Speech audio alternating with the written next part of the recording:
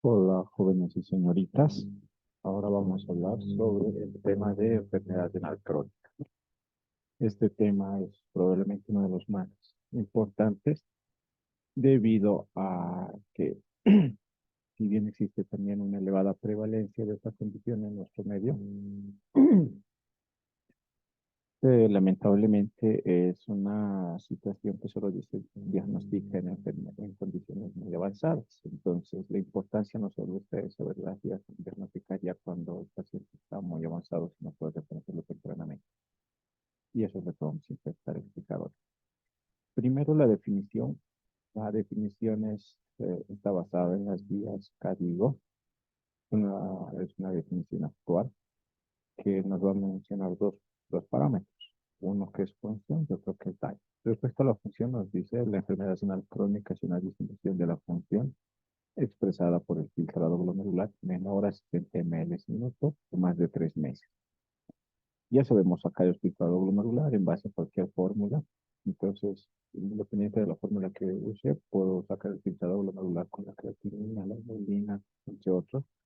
Y sin importar, porque aquí no me está diciendo que tiene que ser con seca de épico, coprobol, con de sin importar la fórmula, tengo que sacar el filtrado glomerular que sea menos de 60 ml. Pero la segunda parte de la definición es la más importante, que nos menciona la presencia de daño renal de forma persistente, que está expresado en el examen de orina o en los estudios de imagen. Este daño renal, la proteinuria, la cilindruria, la hematuria o cualquier alteración de imagen que pueden ser quistes, masas, disminución de la relación corticomedular, etcétera. Entonces, tiene que haber una unión mm, de estos dos criterios de definición. Uno solo puede marcar, claro que sí. Otro solo puede marcar, claro que sí. Pero en ausencia de uno puede estar el otro también. Así que la definición es disminución de filtrado glomerular menos de 60 o la presencia de marcadores de daño renal.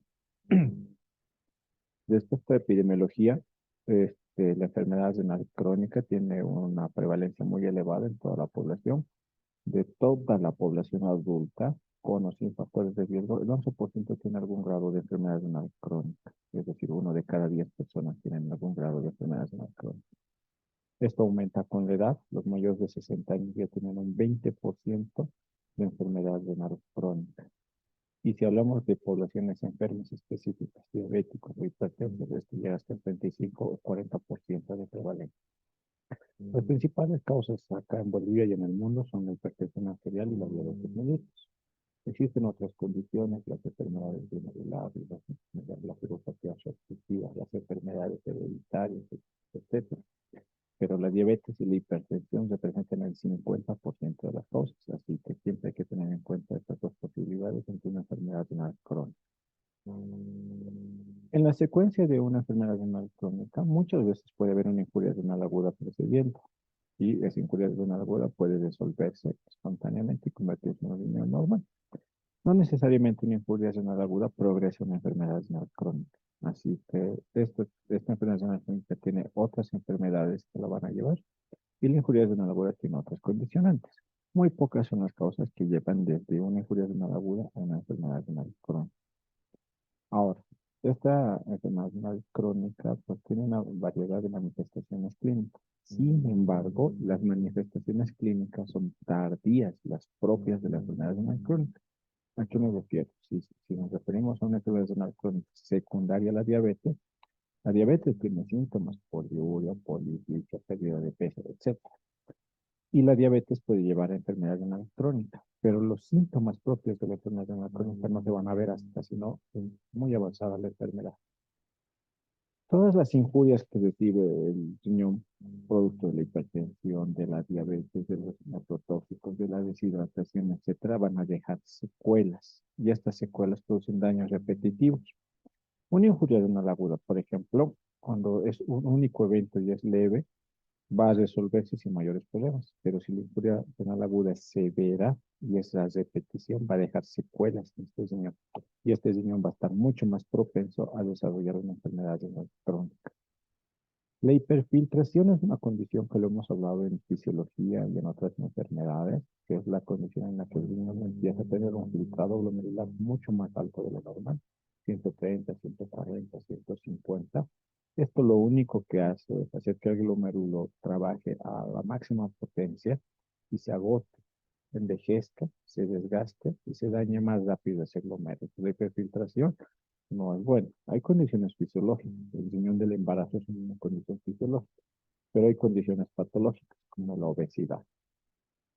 Uno de los marcadores principales que tenemos es la creatinina para ver si está normal, pero se los pongo en interrogatorios porque no se olviden que el filtrado glomerular depende de algún marcador que puede ser la creatinina. Pero pese a que este marcador esté en un valor normal, y lo hemos visto varias veces, el filtrado glomerular puede estar alterado. Así que no puedo conformarme con que el valor de la creatinina esté en el rango. Por ejemplo, el 0,7 a 1,1 está en su rango. Sin embargo, si no saco el filtrado glomerular, no voy a hacer como con la función renal. La presencia de proteinuria es un marcador de daño renal de mal pronóstico que nos vaya a conllevar a fracasos muy progresivos, ¿no? Entonces, cuando abordamos un paciente con enfermedad renal crónica, lo primero que tenemos que saber es si existen causas reversibles de la insuficiencia renal. Habrá algunas condiciones reversibles en las que yo pueda trabajar oportunamente. Por ejemplo, el tabaquismo. Entonces, es una condición reversible que puedo apuntar a trabajar desde antes de que se desarrolle la enfermedad renal crónica. Habrá algunas condiciones irreversibles, las condiciones genéticas. Independiente de lo que yo haga, no voy a poder intervenir en eso, ¿no? Disminuir la velocidad de la progresión de la enfermedad. Si ya el paciente llega con algún grado de enfermedad renal y yo no hago ningún tratamiento, ninguna intervención en los factores de riesgo, esa persona va a progresar rápidamente. Entonces tengo que evitar que progresa alterando esos factores de progresión. Un ejemplo de los factores de progresión puede ser la hipertensión mal controlada. La hipertensión lleva 10 años y la hipertensión ya le ha producido enfermedad renal crónica. Al día de hoy es un enfermo renal crónico estadio 3. Pero si no controlo la presión arterial, en menos de un año esa persona va a llegar a un estadio 5. Entonces, si logro controlar la presión arterial, probablemente no vaya a progresar más la enfermedad renal crónica. No voy a evitar ya la enfermedad renal crónica, pero voy a evitar la progresión. Reducir la morbimortalidad cardiovascular. En el mismo ejemplo, tengo el paciente tabaco que fuma, tiene tabaquismo crónico, ha desarrollado hipertensión y el día de hoy tiene enfermedad renal tipo 3. Entonces, ya he logrado que deje de fumar, ya he logrado controlar la presión arterial, pero entre otros exámenes complementarios que tal vez no tienen relación con la enfermedad renal crónica, encuentro un perfil lipídico alterado. Entonces, esta condición es la que le va a llevar a la persona a tener una mayor mortalidad cardiovascular. Debo intervenir también de forma activa en esto. Un ejemplo es la dislipidemia, otro ejemplo puede ser el consumo de sal, obesidad, entre otros, ¿no?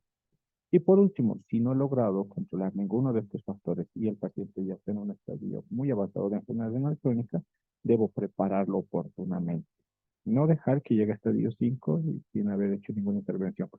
Prepararlo para que llegue a diálisis, refiriéndole al nefrólogo, hablándole sobre un acceso vascular para hemodiálisis, para diálisis peritoneal o para trasplante. Muy bien. ¿En quiénes debemos hacer el tamizaje de enfermedad renal crónica? En realidad en todos los adultos. No existe un grupo específico, pero con mayor énfasis en los mayores de 60 años, pacientes diabéticos, hipertensos, obesos y aquellos que tienen familiares con enfermedad renal crónica. Todos estos grupos, si se dan cuenta, son grupos que tienen factores de riesgo elevados para enfermedad renal. Entonces son los que más hay que estudiar. Respecto a los factores que había mencionado hace un instante, existen factores de susceptibilidad, de iniciación y de progresión. Cada uno se diferencia que los de susceptibilidad no implican que la persona es una enferma renal. Solo dice que cualquier persona que tenga este factor puede ser susceptible a tener una enfermedad renal. Los factores de iniciación nos dicen que ya teniendo los factores de susceptibilidad y estos están mal controlados, van a dar el pie inicial, van a dar lugar a la iniciación de la enfermedad renal. Y los factores de progresión son aquellos que ya estando con la enfermedad renal van a hacer que esta enfermedad progrese más rápido. Entre los factores de susceptibilidad que se ven en las personas que en teoría están sanas, pero que pueden tener susceptibilidad a enfermedad renal crónica, las personas dañosas, la historia familiar de enfermedad renal, que haya nacido con bajo peso de nacimiento, que tenga reducción de la masa renal. Un ejemplo de esta reducción de la masa renal es las nefrectomías. Le han hecho la extracción de un riñón por un tumor, por un trauma, por cualquier razón. O incluso la obesidad se condiciona a una reducción de la masa renal o la grasa. Entonces, estos factores van a hacer que tengas susceptibilidad de enfermedad renal.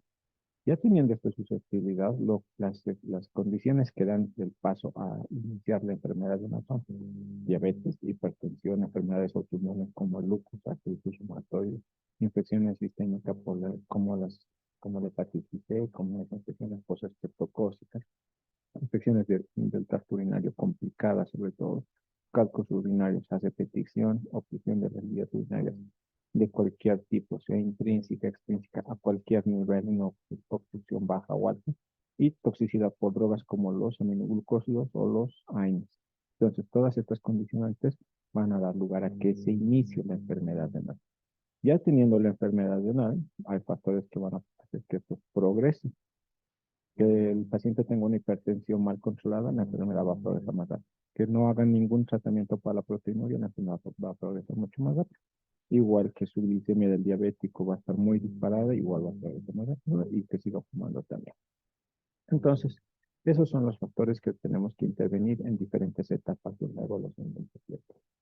Ahora, una vez que hemos logrado sacar el filtrado glomerular del paciente, debemos clasificar en qué estadio de enfermedad renal está. Esta clasificación es también de las guías que digo, que son las actuales, que nos pueden clasificar en 5 estadios, del 1 al 5, siendo el único estadio que se divide en dos, el estadio 3A y el estadio 3B. El estadio 1 nos dice que tiene un filtrado mayor a 90 ml minuto, por encima. El estadio 2 nos dice que tiene un filtrado mayor a 60, entre 60 y 89 ml minuto. El estadio 3A nos dice que tiene filtrado entre 45 y 59, el estadio 3B entre 30 y 44, el estadio 4 nos dice que tiene un estadio de 15 a 29 y el estadio 5, el estadio más avanzado, un filtrado menor a 15 ml minuto. Cada estadio que va progresando se determina que la insuficiencia renal va empeorando. Acá tenemos una falla leve, leve moderada, moderada severa, severa y una falla renal muy severa, ¿no? La razón por la que el estadio 3A y el 3B se divide en dos y los otros grupos es porque los estudios han demostrado que los pacientes que tengan una enfermedad entre el estadio 1, 2 a 3B y puedan ser detectados oportunamente, puedan ser tratados oportunamente todos los factores que hemos mencionado, sobre todo los factores de progresión, y logro controlarlos, no van a avanzar, no van a progresar más. Sin embargo, cuando encuentro o detecto al paciente muy tardíamente, en un estadio 3B, en un estadio 4, es importante que actúe en los factores de riesgo. Sin embargo, no importa si voy a intervenir de manera adecuada o no, la enfermedad va a progresar. Es decir, del estadio 1 al 3A puedo detener la enfermedad, no revertir, por eso esa enfermedad crónica no se revierte, pero puedo detener para que no progrese. Entre el estadio 3B en adelante, la enfermedad va a progresar inevitablemente. Ahora, esta otra parte de la clasificación, que son las columnas del ratio creatinuria, ese es un examen que se realiza en una muestra de orina simple, en el cual solicitamos una muestra de orina, una muestra de creatinina, de la orina, por eso se llama creatinina y albuminuria en orina, y se hace una relación, una división entre la creatinina y la orina. La fórmula es completamente sencilla. Y si tenemos esa relación menos de 10 o entre 10 y 29, este factor es leve. Aún si está entre 30 y 299 es moderado. Y si está entre 30 para arriba es muy alto. Esto lo que nos hace es mostrar la gravedad del riesgo cardiovascular.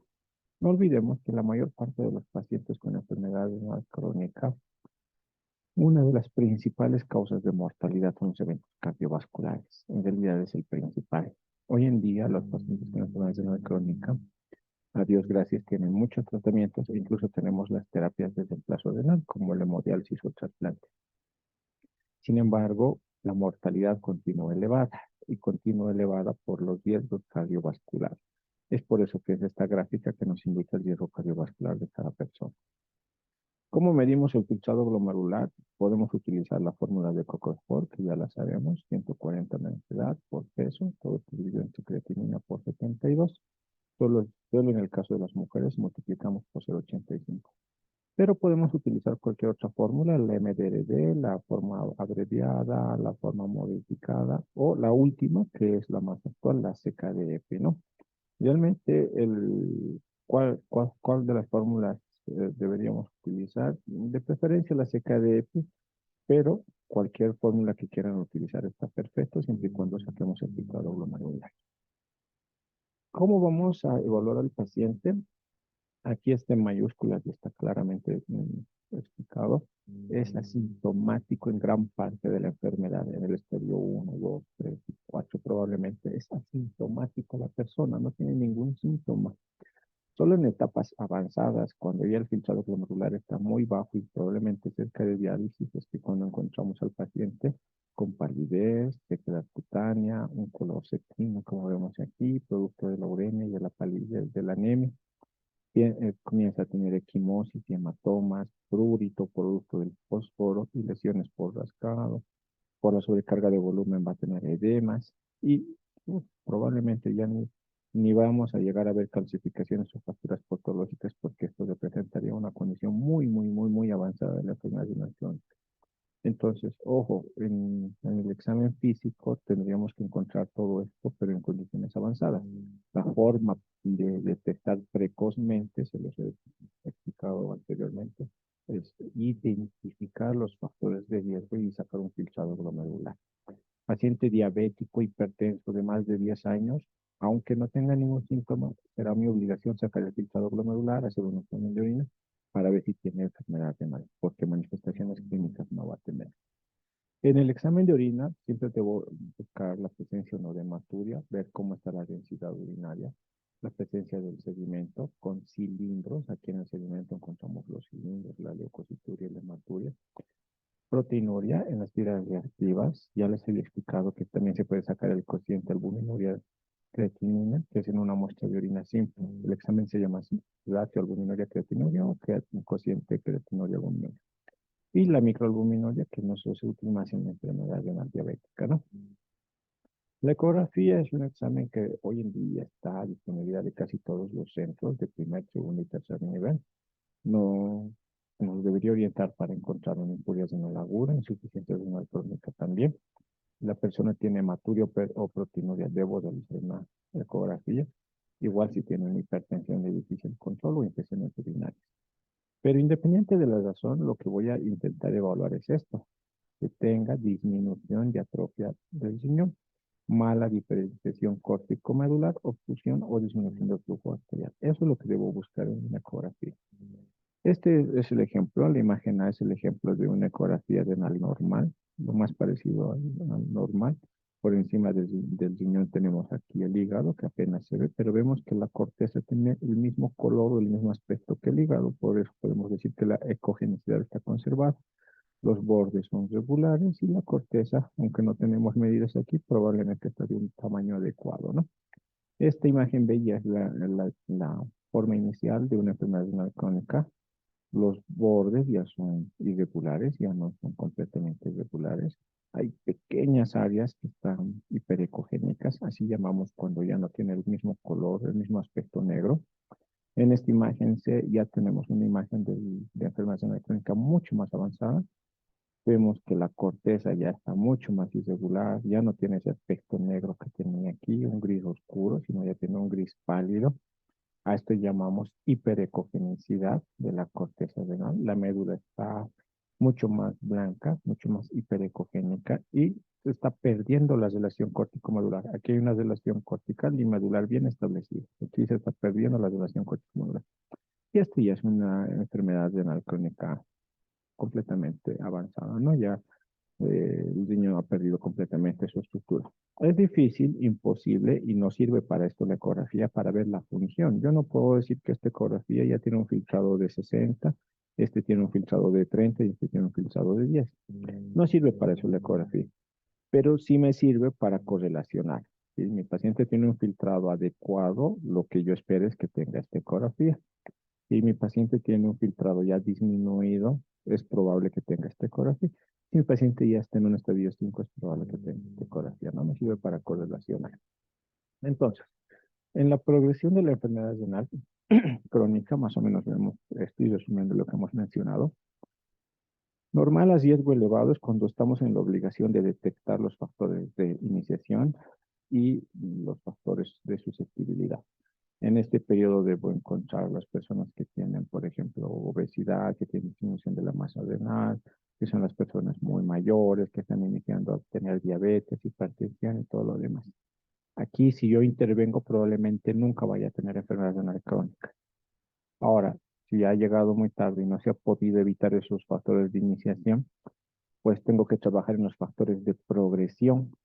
Acá dice prevención de la progresión y detección del tratamiento de las complicaciones. Acá yo lo que tengo que hacer es evitar que la hipertensión esté mal controlada, que el diabético esté con hiperglicemia, que la persona siga fumando, etcétera. Y bueno, pues si no logro controlar todo esto, lo que va a llegar es a la falla renal. Y ya aquí lo que tengo que hacer es prepararlo para una terapia de reemplazo renal para no llegar a esta condición que es el fallecimiento de los pacientes, ¿no? Entre las complicaciones de la enfermedad, regularmente se ven estas complicaciones en estadios avanzados también. Es difícil ver en un estadio 2, 3, probablemente no lo vamos a ver. Enfermedad cardiovascular porque tienen una arteriosclerosis mucho más acelerada. Anemia, se reduce la producción de eritropoyetina por el riñón. Edema, porque ya no puede eliminar la sobrecarga hídrica.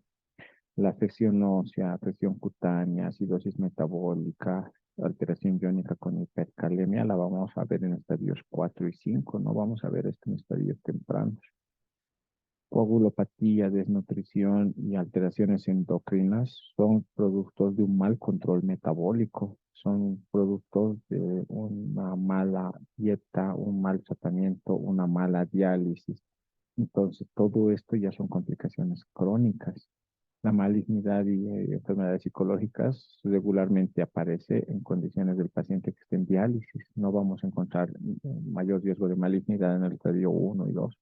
Cuando el paciente ya esté en diálisis, pues, todo su sistema inmune está alterado y el crecimiento de tumores malignos se ve acelerado, así como los trastornos emocionales que llevan a enfermedades psicológicas. Muy bien. ¿Qué precauciones debemos tomar en cualquier condición de enfermedad renal crónico? Es evitar en posible los neprotóxicos. Aquí se los pongo un ejemplo de los AINE, pero existen otros neprotóxicos, los aminoglucósidos, la vancomicina, el contraste iodado, entre otros, ¿no? Siempre ajustar el uso de los medicamentos al filtrado glomerular. Un ejemplo, cualquier antibiótico que se pueda utilizar en una infección respiratoria, la cefalosporina, por así decirlo, tiene una dosis estándar para las personas que tienen una función renal normal, pero cuando el filtrado glomerular cae, esa dosis debe ser modificada porque no llega a ser tóxica, entonces debemos tener precaución con todas las drogas que vamos a utilizar. Los diabéticos deben tener cuidado con los antidiabéticos orales, la metformina, la glibenclamida. Sobre todo la metformina porque no solo va a producir hipoglicemia, sino también va a producir acidosis láctica. Como los antidiabéticos, una vez ingeridos por el paciente, se metabolizan en el hígado y son eliminados por vía renal. Estos medicamentos no se van a eliminar y van a recircular y van a producir una acidosis y una hipoglicemia, ¿no? Y bueno, evitar siempre los fármacos que tienen potasio porque es un trastorno electrolítico muy frecuente y que puede llevar a mortalidad cardíaca. Entre estos están los inhibidores de la enzima convertidora de angiotensina, los ARA2, los antialdosterónicos como el espironolactona, entre otros. ¿Cuándo debemos hacer seguimiento a los pacientes una vez que lo detectamos? Estos pacientes no necesitan estar hospitalizados, simplemente requieren controles de forma regular. Él se los plantea a aquellas personas que tienen un filtrado mayor a 60, es decir, tienen un filtrado que nos da una enfermedad renal crónica estadio 1 y 2, una enfermedad muy temprana. Entonces, En atención primaria, es decir, en el centro de salud o en el policonsultorio familiar, debería ir solo cada 6 meses. ¿Para qué? Para controlar cómo está la presión, la diabetes, el azúcar, cómo está las grasas, cómo está su peso, si está dejando de fumar y todo eso, ¿no? Si la enfermedad progresara, hay que hacer un control cada 4 o 6 meses, en un estadio 3. En el estadio un poquito más avanzado, en el 3B, cada 3 a 6 meses. Y si ya está en un estadio 4 o 5, aquí se los pone individualizado porque puede ser tan frecuente como cada semana o tan espaciado como cada 2 meses. El nefrólogo de igual manera va a ir haciendo un acortamiento de las visitas en las que lo va a ver al paciente. ¿Qué debo controlar cada que lo cito? Nuevamente vamos a recalcar otra vez con los factores de riesgo. Si está en el estadio 1 y 2, probablemente esté en una etapa donde están los factores de iniciación. Entonces aquí tenemos que identificar los factores para iniciación de enfermedad renal crónica. Diabetes, hipertensión, obesidad, tabaquismo, consumo de neotóxicos, hiperuricemia, etcétera. Tantos factores que existen que se los ha mencionado. Entonces acá tenemos que identificar y tratar esos factores. Evitar o detectar el deterioro del filtrado glomerular, presencia de citina no proteinuria y los factores de riesgo cardiovascular. En un estadio 3, controlar nuevamente todos estos factores de riesgo. Ya debo ajustar los fármacos porque el paciente no va a tener un único médico como el nefrólogo o el médico familiar. Probablemente venga de la consulta de reumatología por sus enfermedades particulares. Probablemente venga de gastroenterología por una gastritis. Entonces va a tener múltiples médicos que tienen que darle tratamientos para diferentes enfermedades. Esos fármacos deben ser ajustados. Consejos dietéticos, acá ya debemos decir qué tipo de dieta debe ser para la persona y que empezar a restringir, vacunarlos porque están mucho más debilitados inmunológicamente. Y acá ya empiezan a tener algunas manifestaciones como anemia, trastornos electrolíticos, ¿no? Y aquí reducir la hipercalemia es primordial. En el estadio 4 y 5, igual, hay que tratar los factores de riesgo, evitar nefrotóxicos, detectar las complicaciones como la anemia y los trastornos electrolíticos, y probablemente aquí el nefrólogo ya va a empezar todos los cuidados para tratarlo como un paciente en diálisis. ¿Cuáles son estos tratamientos? Sencillo, no hay un tratamiento ni un medicamento específico para la enfermedad renal crónica, no hay un medicamento que vaya a mejorar la función del riñón, pero sí debo atender todas estas condiciones. Si está hipertenso, mejorar la presión arterial. Si está dislipidémico, dar estatinas o fibratos. Si es diabético, controlar su azúcar. Y es más, si la enfermedad ha progresado, quitar los antidiabéticos orales y pasar insulina. Esta condición, que probablemente la están viendo por primera vez, la hiperhomocistinemia, es una condición propia de los enfermos renales crónicos. La homocisteína es una sustancia activa que daña el endotelio y en la enfermedad renal crónica existe hiperhomocistinemia. Entonces, para esto sencillamente se da ácido fólico 5 miligramos cada día. El tabaquismo también es fundamental. Entonces, hay una parte del tratamiento no farmacológico que será que cuide la presión arterial, que controle su azúcar, que deje de fumar, que haga ejercicio, tome bastante agua, deje de comer sal. Los alimentos ricos en potasio hay que reducirlos también. Pero este tratamiento a veces parece ser sencillo, sin embargo, tiene una especificación que es las proteínas deberían ser de 0,8 gramos a 1 máximo por kilo peso día, con un total de calorías de 35 kilocalorías por día. De estos, 60% de hidratos de carbono, 40% de grasas y 10% de proteínas. El sodio no debe superar 1 a 3 gramos día, el potasio de 2 a 2,7 gramos al día. El calcio debe suplementarse, sí debemos dar más calcio de 1,4 a 1,6 gramos al día. El fósforo hay que limitar y hay que darle hierro.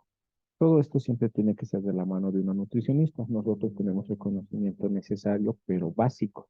Nutrición es un área de la medicina que nos va a ayudar para decir cuáles son las preferencias alimenticias, cuáles son los hábitos alimenticios de la persona. Por dar un ejemplo nada más, no comemos lo mismo acá en el altiplano que en el oriente. Entonces, si mi paciente viene de Cochabamba o viene de Santa Cruz, probablemente no acostumbra a comer mucho chuy, no acostumbra a comer quinoa. Y de igual manera, si mi paciente va para el oriente, allá no van a entender muy bien lo que es comer un poquito más de salado con charque y todo lo demás. Entonces, yo tiene que ir de la mano del nutricionista para que él le pregunte qué es lo que come y le diga, sí, todo lo que usted come está bien esto, vamos a mantener esto, pero vamos a quitar esto. Siempre basado en estas recomendaciones. 0,8 gramos de proteínas por día y sobre todo sodio menos de 3 gramos al día. Entre mis objetivos, ¿a dónde debo llegar? La presión debe estar menos de 130-80 milímetros de mercurio. La proteinuria debe llegar a menos de 300 miligramos gramos en el ratio albuminuria-creatinina. El LDL debe estar menos de 100 miligramos con el uso de estatinas o fibratos y la glicemia debe estar menos del 7%. Esos son mis objetivos. ¿Qué drogas puedo utilizar o qué tratamiento farmacológico? Bueno, les había mencionado en este video 1 y 2 no requiere regularmente tratamiento farmacológico, pero acá ya podemos utilizar además de la dieta quelantes de calcio o análogos de la vitamina D. Esto es debido a que el riñón deja de activar la vitamina D. Entonces hay un déficit de vitamina D en nuestro organismo y lo que va a llevar a esto posteriormente es un hiperparatiroidismo secundario. Entonces damos análogos de la vitamina D y quelantes de calcio para frenar la paratiroides. El ácido fólico, si recordarán, para la hiperhomocistinemia. En el estadio 4 mantenemos la dieta, mantenemos los análogos de la vitamina D, mantenemos el ácido fólico y ya debemos iniciar el cuidado en el paciente para iniciar diálisis o trasplante. Y en el estadio 5, que ya probablemente ya va a estar en diálisis, siempre mantener la dieta, continuamos con los análogos, ácido fólico, y acá los pacientes ya tienden a hacer anemia, entonces luego hierro y eritropoyetina, ¿no? Cuando debemos iniciar diálisis, hay un tema específico de terapias de reemplazo renal, pero las indicaciones son casi universales. Menos de 15 ml minuto en el estadio 5, siempre y cuando esté asociado a síntomas de uremia. ¿Ok? El estadio 5 por sí solo no es indicación, siempre y cuando esté asociado a uremia. Sobrecarga de volumen con hipertensión intratable, es decir, edemas refractarios, hiperpotasemia resistente al tratamiento. Podría yo haber hecho un tratamiento para reducir el potasio, pero no baja, entonces eso se llama hiperpotasemia resistente. De igual manera, acidosis metabólica resistente, es decir, para la acidosis metabólica le da bicarbonato y no ha mejorado, entonces le doy tratamiento.